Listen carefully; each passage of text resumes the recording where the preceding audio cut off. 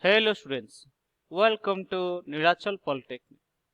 Myself Amarendra Mishra. My subject is fluid mechanics. Here in this video, I am going to explain about the chapter number 2 of the subject. The name of chapter is fluid pressure and its measurement.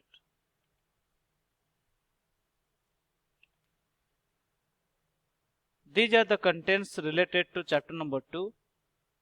Definition of pressure, Pascal's law of pressure, determination of pressure at a point in liquid, classification of pressure, relationship between the pressures, measurement of pressure of liquid flowing through a pipe, types of manometer, lastly construction and working principle of bottom tube pressure gauge. Let's come to the introduction part of the chapter. What do you mean by pressure? Generally, it is expressed in terms of intensity of pressure. As shown in the figure, we are having a cylinder. Inside the cylinder, there is a piston. The force is applied upon the piston, and the piston applies a pressure upon the liquid. The yellow color liquid becomes red color due to the force applied by the external effect on the piston, and thereby the pressure is exerted upon the liquid. From definition point of view, it is defined as the force per unit area. Let us consider a vessel. Inside the vessel, liquid is present.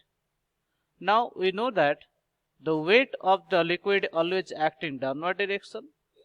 Now intensity of pressure or pressure is equal to weight of the liquid divided by area of the container or area of cross section of the container. F P is equal to F by A. F means that is force, A means area of cross section of a container. What is unit of pressure? For force it is Newton, for area it is meter square. It is expressed in terms of Pascal, kilopascal and bar. 1 bar is equal to 10 to the power 5 Newton per meter square. 1 Pascal is equal to 1 Newton per meter square. 1 megapascal is equal to 10 to the power 6 Newton per meter square.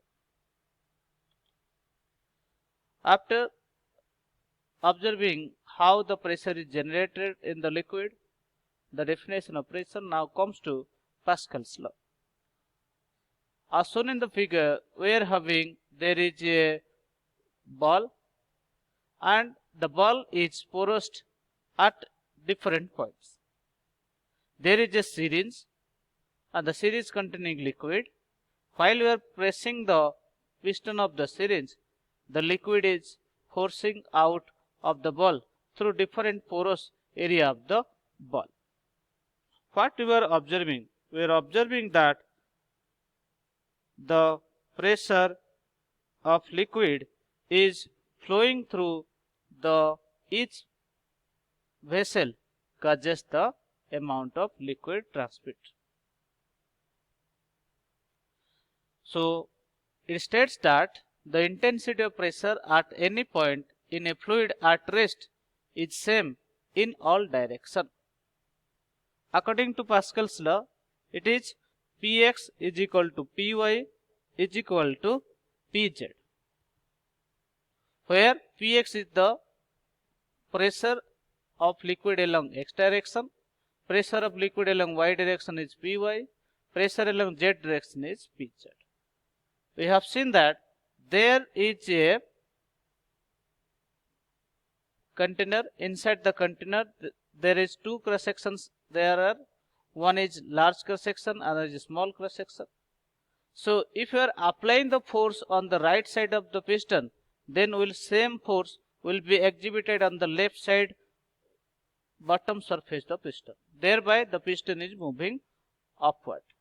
So again, if you are applying the force upon the left side piston, then same amount of force will be exhibited on the right side piston at it is moving upward direction.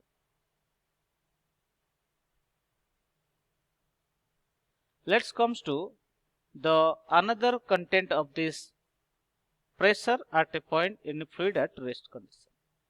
We have seen that we have taken a container. Inside the container we are going to take water or any type of liquid. This is the free surface of liquid. It is only the atmospheric pressure is acting upon the surface of the liquid.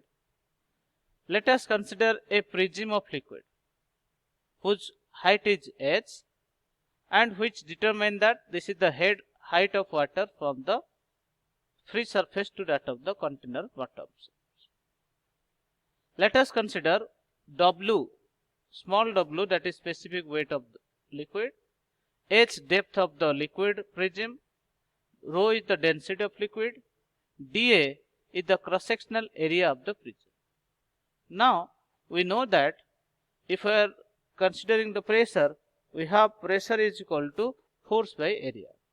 But in case of liquid, this is weight of the liquid divided by the area of liquid. As you are considering the specific weight of liquid, now we can find out that the relation between specific weight and the weight. The specific weight is equal to small w, that is equal to your weight of liquid divided by volume of liquid. Now weight of liquid is equal to specific weight into volume. We have length is equal to h, area is equal to dA. Now volume can be written as small w into h into dA. The total weight of liquid will be small weight, small w into volume, that is dA into h. We have cross-sectional area prism as dA. Now P is equal to W by dA. So dA cancel out. That remaining is W into H. We have in earlier properties of fluid, we have got that rho is the density of liquid, G is the acceleration due to gravity. Now specific weight and mass density relationship, we have small w is equal to rho G. So finally we are getting P is equal to rho GH, where P is directly proportional to H, where rho is density of liquid, it is constant, G is also constant. So P is directly proportional to H. The intensity of pressure is directly proportional to the depth of the pressure measured from the free surface of the liquid. This is the column. There is a free surface A which is having height h. We know that the pressure of liquid is more at the bottom than that of the top surface. So how much depth is from the free surface, that will increases the pressure, and thereby we are getting the pressure is equal to rho GH. If you are considering the atmospheric pressure is acting upon the free surface of liquid, then there will be another diagram will be obtained. This diagram suggesting that initially there is a atmospheric pressure, so this is the constant pressure acting upon it, and total pressure is equal to pressure of liquid plus atmospheric pressure. So initially we are getting PA as atmospheric pressure and the WH is the pressure of liquid. Initially the triangular area suggesting that the variation of pressure from the free surface of liquid to the bottom surface, and this is at free surface it is 0, and gradually the pressure increases depending upon the depth of the liquid from the free surface.